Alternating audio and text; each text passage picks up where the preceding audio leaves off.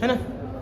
ये दो क्वेश्चन से करके ऐसे करवा रहे हैं मनी टाइम पे रिवाइज करेंगे ये ऑलमोस्ट रिवाइज हो गया। ठीक है, प्लीज इंफ्रास्ट्रक्चर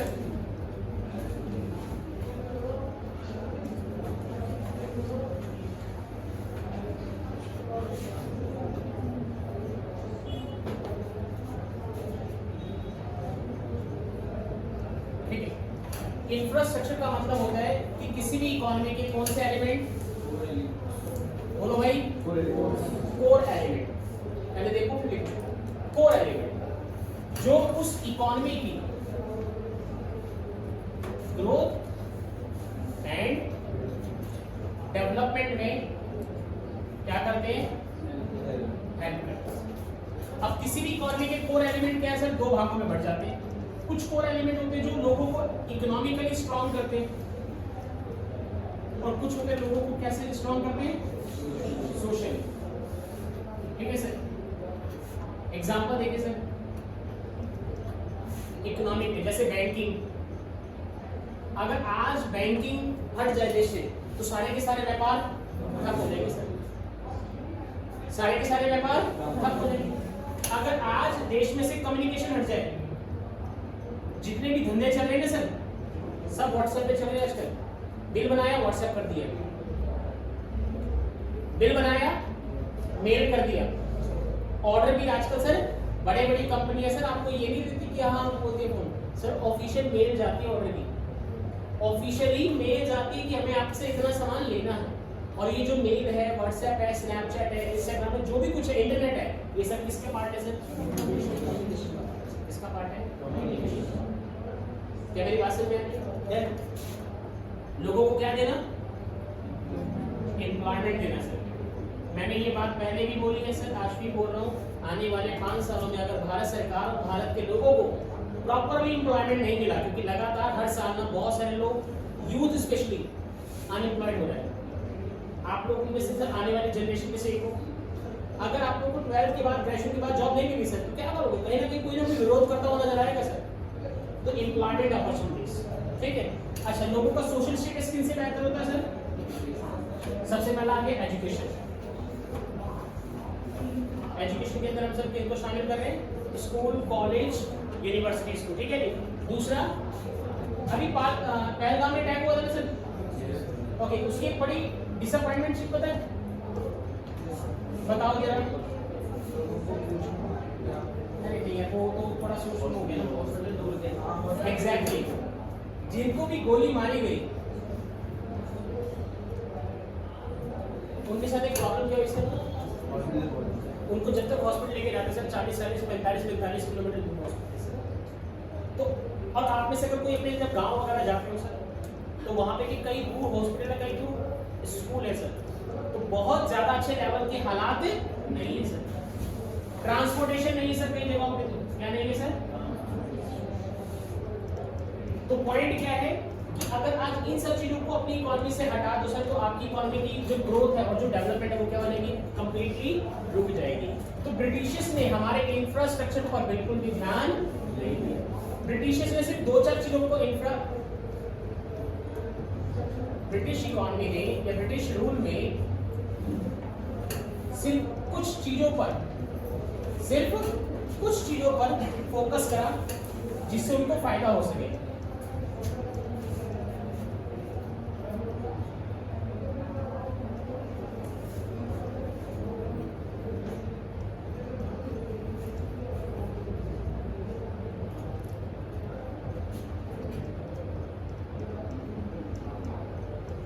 जिससे ब्रिटिश को बेनिफिट मिल सके। सबसे पहला सर ब्रिटिशर्स ने क्या इंट्रोड्यूस करी, वेरी नाइस, क्या इंट्रोड्यूस करी सर, रेलवेज। हाँ जी उज्जवल, जैसे आपने बोला रेलवेज, तो मैं उज्जवल से ही पूछना चाहूंगा, ब्रिटिशर्स ने रेलवेज इंट्रोड्यूस क्यों करी? इंडिया के लोगों को एक तरफ से दूसरी तरफ घुमाने लेके जाया जाए। सोचो कि उन्होंने गवर्नमेंट रॉ मटेरियल था, तो उनको एक साइड से टोटल जन में साइन हो जाएगी। ओके, एक पॉइंट आया उज्जवल की तरफ से, आपको कुछ बोलना चाहते हैं? रिसोर्सेज क्या है, रिसोर्सेज, ठीक है विशाल। इंडिया को करने के लिए निशा का दूसरा पॉइंट यहाँ से कुछ बोलना चाहते हैं सर? कम कॉस्ट, ओके। ट्रेडिंग करने के लिए, ट्रेडिंग कैसे होता है?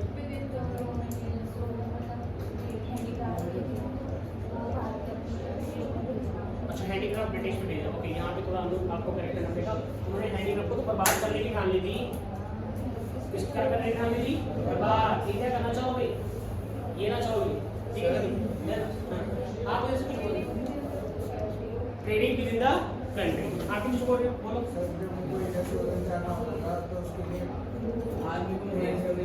ओके, सीधा सीधा लॉजिक है सर। ब्रिटिशियंस ने रेलवे इंट्रोड्यूस इसलिए करी। अच्छा, रेलवे इंट्रोड्यूस हुई कब? 1850। पहला पॉइंट ध्यान रखना, हम आपका क्वेश्चन आ सकता है ब्रिटिशियंस ने रेलवे कब इंट्रोड्यूस करी। अब इंट्रोड्यूस करी क्यों? उसका पर्पस क्या था? उसका फोकस क्या था? पूरे इंडिया को, कंप्लीट इंडिया को अपनी मार्केट बनाना।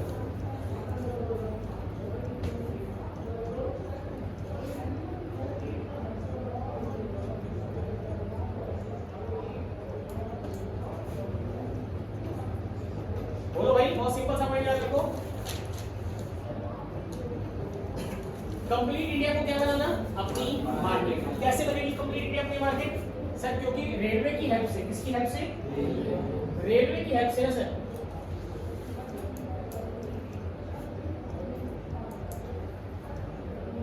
जो कॉस्ट ऑफ ट्रांसपोर्टेशन होती है सर, क्या होती है? वो बहुत सस्ती पड़ती है सर। बहुत क्या पड़ती है सर? और इसीलिए प्रोडक्ट का प्राइस भी क्या बनेगा? प्रोडक्ट का प्राइस क्या रहेगा? सस्ता।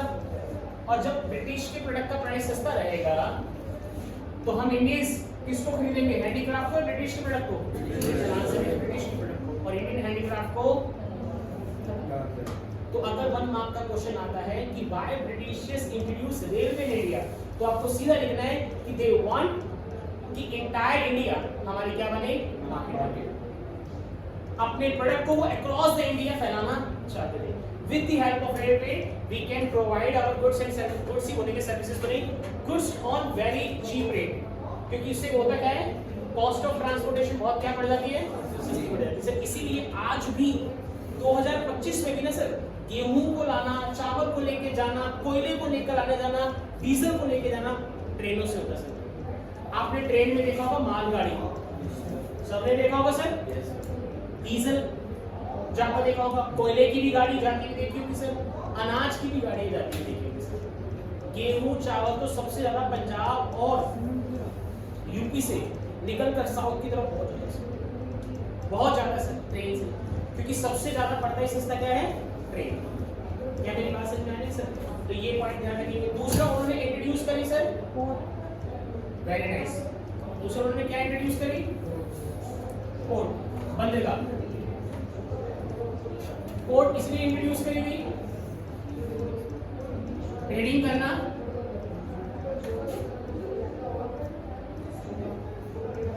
इजी हो जाए। ट्रेडिंग करना क्या हो जाए सर? इजी हो जाए। क्या मेरी बात समझ आ रही है? अब मैं आप लोगों को अगर वो क्या कहते हैं, हमने कहां पर तो बनाया था फॉरेन ट्रेड वाला,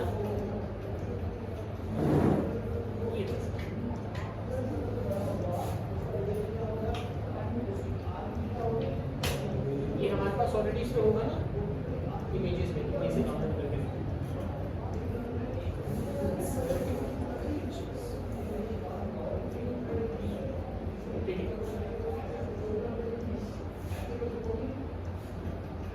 वापिस लगाते इसको नाम, ठीक है? आप देखिए जरा,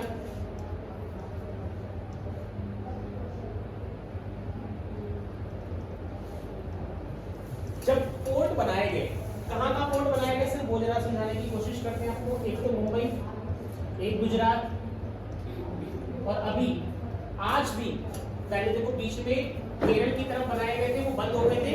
अब रिसेंटली परसों की न्यूज, अडानी ग्रुप ने, किसने? गौतम अडानी का नाम सबने सुना होगा सर, इसलिए जब से बीजेपी आई बड़ा फेमस है बंदा। अडानी ग्रुप ने परसों ही केरल के अंदर, कांग्रेस की सरकार है सर, केरल के अंदर पोर्ट इंट्रोड्यूस करे सर, 2-3 नए, और उनका इनोग्रेशन किससे कराया? मोदी जी से करवाया सर। किससे करवाया? मोदी जी से। ठीक है। पोर्ट क्या करते सर?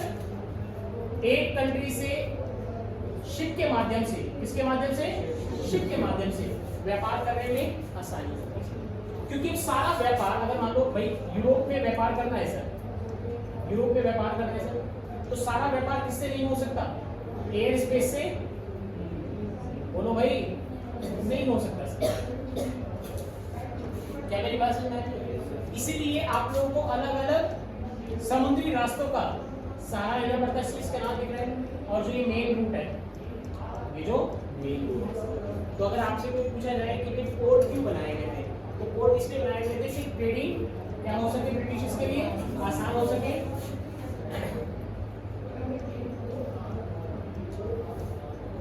इंडिया के फॉरेन ट्रेड पर बेटर कंट्रोल, बोलो भाई, बेटर कंट्रोल हो सके। वंशिका बच्चे, इंडिया का जो फॉरेन ट्रेड था ब्रिटेन के साथ कितना कनेक्टेड था, कितने परसेंट से ज्यादा, कुछ याद है? फॉरेन ट्रेड वाले पॉइंट में लिख पाया था नहीं, कितना इंडिया का ट्रेड फॉरेन मतलब विदेशों के साथ ब्रिटेन के साथ कनेक्टेड था? 70%। तनिष्क कितना परसेंट? घर पे रिवीजन है, जीरो अभी पे रिवीजन एक तो पूछो तो ध्यान देना और आगे निकल, ठीक है? आगे चलिए यार, ब्रिटिश के साथ इंडिया का फॉरेन ट्रेड लगभग कितने परसेंट था? आपको याद होना चाहिए, मैंने क्लाइंट लिखवाई थी मोनोपोली कंट्रोल, और उसमें मैंने बताया था परसेंटेज लिखवाई है, मोर देन 50%, मोर देन 50%। तो मोर देन 50% इंडिया का ट्रेड किसके कंट्रोल में था? ब्रिटिश इकोनॉमी के। बाकी बचा हुआ 50% हम करते थे साइलॉन, साइलॉन मतलब श्रीलंका, साइलॉन मतलब श्रीलंका, टाइम में श्रीलंका का नाम साइलॉन था, ठीक है जी। ईरान यानी कि पर्सिया और चाइना, बाकी देश 50% से ज्यादा कहां पे था सर? ब्रिटेन के पास, ठीक है। अच्छा, फिर थोड़ा सा इंडिया को और बेटर कंट्रोल करने के लिए सर ब्रिटिश ने क्या इंट्रोड्यूस करी?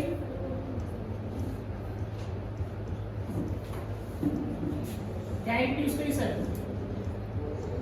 पोस्ट।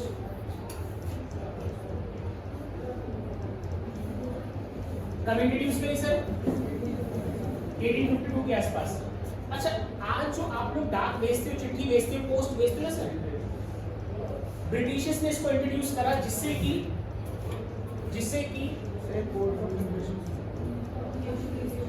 थोड़ा क्या हो जाए, कम्युनिकेशन फास्ट हो जाए, कम्युनिकेशन क्या है, फास्ट। अदरवाइज ब्रिटिशर्स के आने से पहले क्या होता था, याद है?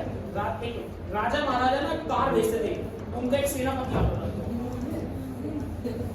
आता था, चिट्ठी उड़ जाता था ना। समस्तीपुर के राजा चरण सिंह इस बात को बताते हैं, याद है? मूवीज वगैरह में देखा है, ठीक, फोल्ड करके जाओ sir. It was very long process. और अगर थोड़ा उससे पहले जाओगे तो कबूतर, उससे पहले जाओगे तो सर, और कबूतर की तो टेंशन नहीं है, अगर उसने गलत जगह चिट्ठी छोड़ दी तो और टेंशन बढ़ जाएगी सर। तो पोस्ट को इंट्रोड्यूस करा गया बाय द ब्रिटिशर्स ड्यूरिंग 1852 कि कम्युनिकेशन फास्ट हो सके, और इंडिया के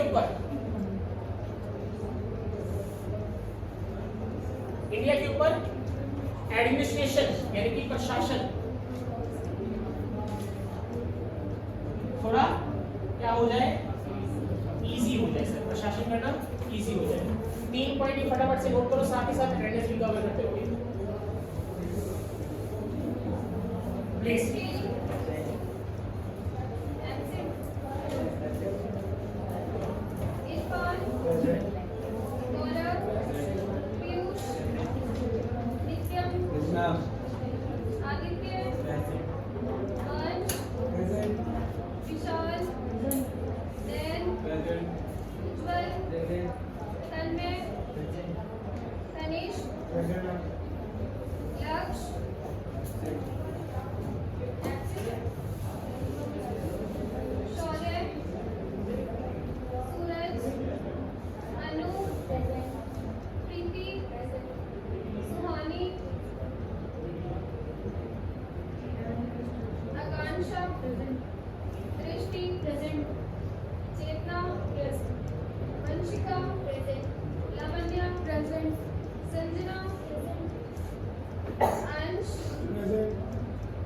राकेश, तनिष, खुशी, रणदीप, अनुज, ज्योति, अंश, मनीषा, कृतिका, कोई ऐसा बच्चा जिसकी अटेंडेंस ना हुई अभी भी नाम नहीं देता।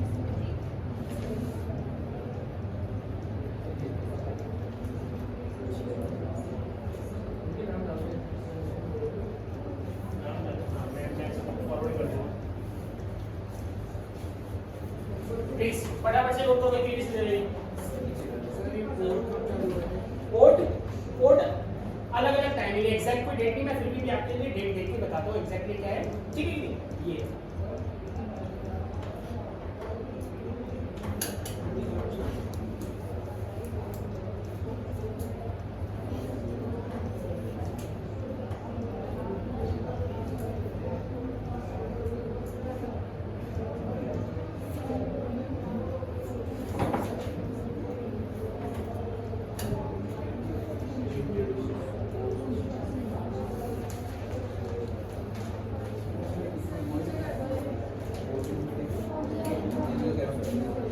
नीचे करो।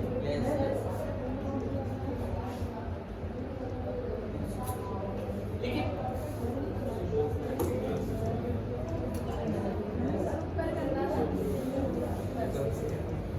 हम ऊपर करो।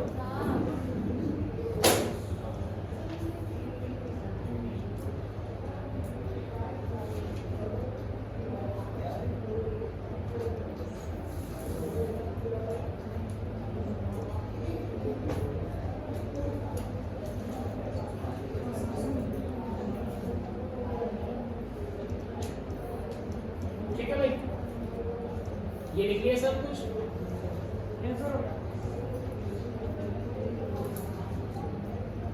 तीन पॉइंट यहाँ पे इंफ्रास्ट्रक्चर देखो नोटिस करने वाली बात है। इंफ्रास्ट्रक्चर इंट्रोड्यूस तो करा बट पहला में रेलवे किसका फायदा, पोर्ट किसका फायदा, इंट्रोडक्शन ऑफ पोस्ट किसका फायदा, ब्रिटिशर्स का क्या करने में इंडिया को एडमिनिस्ट्रेशन। अगर मैं बोलूं कि इंडिया में जितने भी इंफ्रास्ट्रक्चर डेवलपमेंट हुए ड्यूरिंग द ब्रिटिश रूल उसमें कोई भी बेनिफिशियल किसको नहीं दिया गया, इंडिया को नहीं दिया गया। मेजर पर्पस उनका क्या था, किसको फायदा मिले, ब्रिटिश को और ब्रिटिश इकोनॉमी को। ये ध्यान रखना। अब बस एक बात कहने वाली है मानने वाली है थोड़ी ऐसी वजह, ब्रिटिश ने जो भी रेलवे बनाई जो भी पुल बनाए ना sir, that was quite strong at that time rather than today। आज के पुल और पता नहीं क्या होता है, जबकि उस वक्त कहते हैं रस्म इराक में इतने इंजीनियर्स भी नहीं थे और उनसे भी पहले जो हमारे जो देश के चीन लोग हैं उन्होंने जो मंदिर बनाए या जो मान लो ताजमहल है भाई बनवाया शाहजहां ने लेकिन बनाया तो इंडियन लेबर नहीं होगा। उसके बाद हाथ भी काट के तो बात नहीं करते हैं जी हैं। चलो जो मान लेते शाहजहां के लिए ठीक है, बट आप नोटिस करिए पहले करप्शन काफी कम था, क्वालिटी काफी स्ट्रॉन्ग थी। आज करप्शन ज्यादा है, क्वालिटी लो। रोड आपको सर दिख जाते, हमारा सबसे बेस्ट रोड है रामाघाट से बेगमपुर तक जाना हो ना, बरसात को भेजाओ सर, यहाँ पे इतना मजा आता है ना, ऐसा लगता है कि बस रिवर राफ्टिंग है। Okay, fine.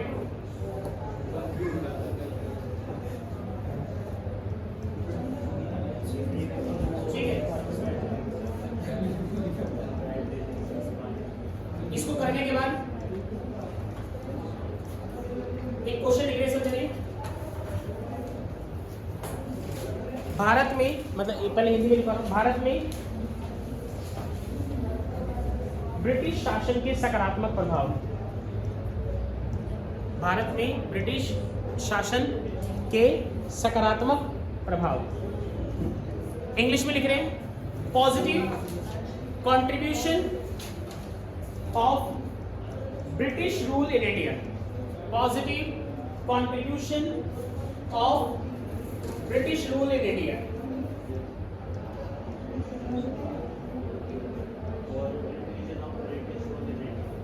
है जी, positive contribution of British rule in India. 3 से 4 नंबर का क्वेश्चन कर सकता है, करवा सकता है। तो मैं फटाफट से 3 और 4 पॉइंट लिखवा रहा हूं आप लोगों को कि ब्रिटिशर्स के इंडिया में पॉजिटिव कंट्रीब्यूशन क्या क्या दे सकते हैं।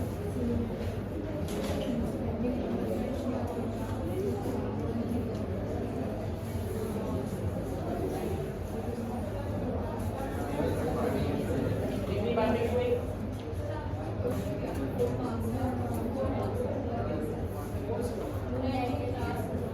लैंडिंग के लास्ट में उसमें 4 मार्क्स करेंगे, था तो 3 मार्क्स की वेटेज में, लेकिन आप लोगों ने किसी ने उसको प्रॉपर लेना, अगर आप एक्सप्लेनेशन में जाओगे तो वो 3 मार्क्स भी चाहते, लेकिन कुछ बच्चों ने जैसे आपने और एक ने वो बनाया था फ्लो चार्ट, है ना, तो आपके तो अलग ही लिख रहे हैं। आगे मैं दिखाऊंगा आपकी क्लास में टेस्ट सारा या सारा क्या कहते हैं वो, तो एक क्लास में नहीं आना चाहिए ना, ठीक है। Okay fine, voice positive contribution, ठीक है। पहले मैं फटाफट से समझाता हूँ इस क्वेश्चन को।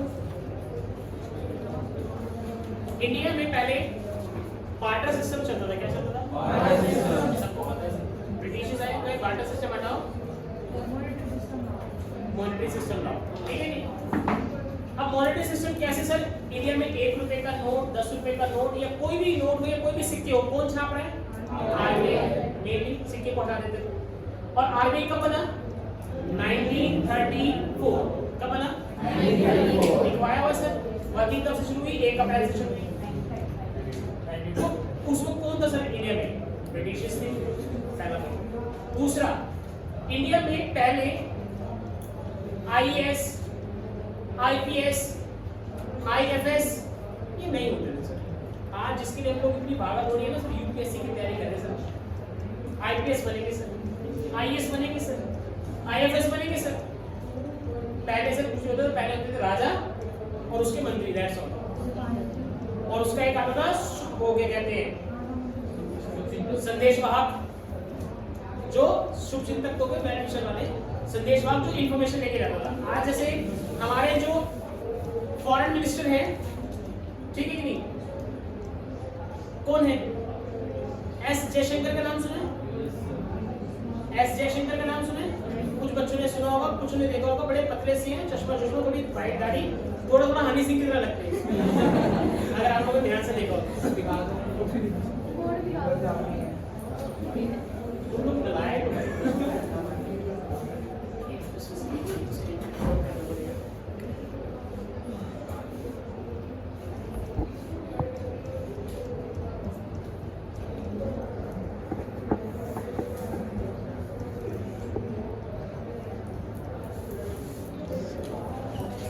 भाई ये ना वीडियो छिड़ जाएगी, मैं वैसे ही बता रहा हूँ क्योंकि बड़ी मुश्किल से मैं दिखा दूंगा कि क्लास में एस जयशंकर, क्योंकि वीडियो छिड़ गया तो सारा गड़बड़ हो जाएगा। पॉइंट ऑफ व्यू मेरा क्या है सर, पहले नहीं होते थे ये आईएएस आईपीएस वगैरह, ब्रिटिशर्स आए, उन्होंने एडमिनिस्ट्रेशन करना सिखाया हमको। क्या सिखाया? जितने भी हमारे देश में कानून बने हुए, जितने भी हमारे देश में क्या बने हैं, वो अधिकतर कहाँ के बने हुए सर? ब्रिटिशर्स के। जैसे यहाँ पे जो कॉमर्स वाले बच्चे बैठे होंगे, उन्होंने एक्ट पढ़ा होगा, पार्टनरशिप एक्ट। हाँ जी, कब है? 1930 ईयर से पता लगा सर। थोड़ा और पीछे जाओगे ना सर, एक एक्ट होता है इंडियन कॉन्ट्रैक्ट एक्ट 1872, एक होता है कोऑपरेटिव सोसाइटी एक्ट 1912, और अभी ना कुछ बच्चे ना कंपनीज लॉ या कंपनीज एक्ट पढ़ते हैं जो 2013 का है। अगर आप ध्यान से देखेंगे 2013 वाले, यानी कि आपके अकाउंट्स के टीचर है, तो वो आपको बताएंगे कि पहले कौन सा पढ़ा जाता था? 1926, यानी कि ब्रिटिशर्स के टाइम का ही कॉपी करा हुआ था। और सारी बात छोड़िए सर, कॉन्स्टिट्यूशन पे आ जाइए। कॉन्स्टिट्यूशन जो यहाँ पे आर्ट्स या नॉन आर्ट्स के बच्चे बैठे, जिनको भी कॉन्स्टिट्यूशन के बारे में थोड़ा सा भी ज्ञान है सर, कॉन्स्टिट्यूशन लिखा जरूर किसने? भीमराव अम्बेडकर ने। 2 साल 11 महीने 18 दिन बनाने में समय लगा, लेकिन सर वो बनाया नहीं। दैट इज द टाइम जिसको उन्होंने अलग अलग जगहों से कॉपी किया। उसमें सोवियत यूनियन का भी कॉन्स्टिट्यूशन है, उसमें ब्रिटिशर्स के भी कई सारे कॉन्स्टिट्यूशन के पार्ट है। इन सबको मर्ज करके जो हमारी इकोनॉमी के लिए बेनिफिशियल हो सकता था वो लिया। तो मेरा कहने का पॉइंट क्या है, उन्होंने हमारे को एडमिनिस्ट्रेशन करना सिखाया है। 2 पॉइंट हो गए, पहला मॉनेटरी, दूसरा तीसरा पॉइंट, भारत का किसान पहले ना खेती करता था सर, और खेती करता था सिर्फ और सिर्फ किसके लिए, सेल्फ कंजप्शन के लिए। किसके लिए, जिसको क्या कहते हैं, सबसिस्टेंस फार्मिंग। क्या कहते हैं सर जिसको, हिंदी में कहते हैं जीवन निर्वाह खेती। क्या कहते हैं, ब्रिटिशर्स आए, उन्होंने कहा अरे नलायक को, सिर्फ अपने लिए ही कंजप्शन करोगे क्या, प्रोडक्शन करोगे खुद की कंजप्शन के लिए, आप अपने इस प्रोडक्शन को कहाँ बेच सकते हो, मार्केट में। कहाँ बेच सकते हो, और जब मार्केट में सेल करोगे ना सर, तो वो कौन सी खेती कराएगी, कौन सी खेती कराएगी भाई, कमर्शियल, व्यापारिक कृषि करने को हमारे को उन्होंने सिखाया। क्या मेरी बात समझ आ रही सर? 3 बहुत इंपॉर्टेंट पॉइंट है, ध्यान रखना। पहला मॉनेटरी सिस्टम, दूसरा एडमिनिस्ट्रेटिव सिस्टम, तीसरा कमर्शियल फार्मिंग। उससे पहले वरना हम लोग कौन सी फार्मिंग करते थे, सबसिस्टेंस फार्मिंग करते थे। क्या करते थे सर, ये एक करके पॉइंट्स लिखा हूं। पहला पॉइंट ये,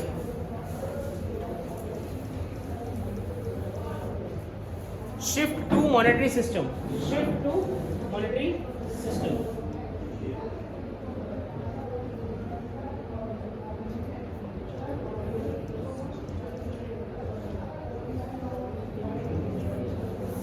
शिफ्ट टू मॉनेटरी सिस्टम, इसमें लिखो ब्रिटिशर्स या ब्रिटिश रूल है Indian economy to shift from barter system to monetary system, barter system to monetary system। ठीक है, मिला पहला point. Second point,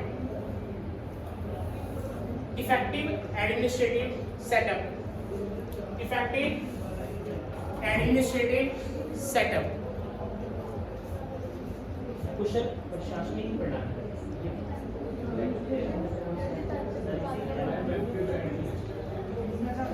effective administrative setup, ठीक है जी। मैंने बताया बहुत डिटेल में, पहले नहीं होता सर सब कुछ, IAS IPS, state government, local government. अब ऐसा सेंट्रल, स्टेट, लोकल। पहले राजा, उसका मंत्री, उसके सिपाही, और लड़ाई चल रही है।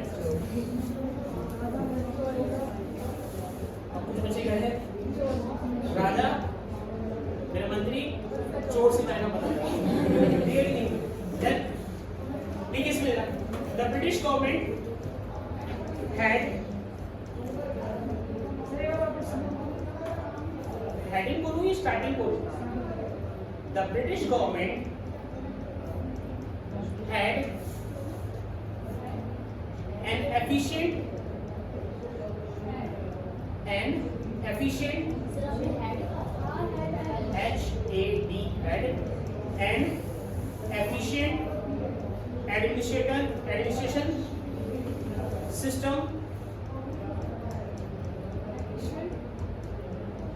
administration system which provide help to Indian politicians, which provide to help to Indian politicians। ठीक है, which provide help to Indian politicians। आज मोदी जी, अमित शाह कौन से लेवल पर, सेंट्रल गवर्नमेंट के लेवल पर, योगी या रेखा गुप्ता किस लेवल पर, स्टेट लेवल पर, और फिर उसके बाद हमारे एरिया में लोकल एमसीडी होती है ना, जसवीर कराला, मुझे पता नहीं जीता, मुझे याद नहीं आ रहा कौन जीता था लास्ट टाइम। हाँ ये था एक नाम है ना। तो ये लोग, ये सारा सेटअप कहाँ से आया सर? ये सेटअप आया सर ब्रिटिशर्स की इकोनॉमी से, या ब्रिटिशर्स ने रूल जो बनाए थे उसके अकॉर्डिंग। 2 पॉइंट हो गए। तीसरे पर आओ sir, commercial outlook of farming, commercial outlook of farming, कृषि का व्यावसायिकरण या व्यापारीकरण लिखा हुआ है।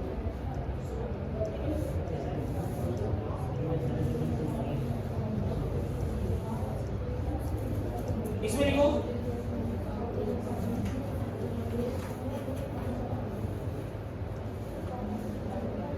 British help to Indian farmers, बहुत रेयर जगह पे सेंटेंस आता है हेल्प टू इंडियन फार्मर्स, ठीक है, अदरवाइज तो एक्सप्लॉइट इंडियन फार्मर्स आता है। Help to Indian farmers to change in their outlook, change in their outlook from, हाँ जी, from बोलो subsistence farming to commercial farming।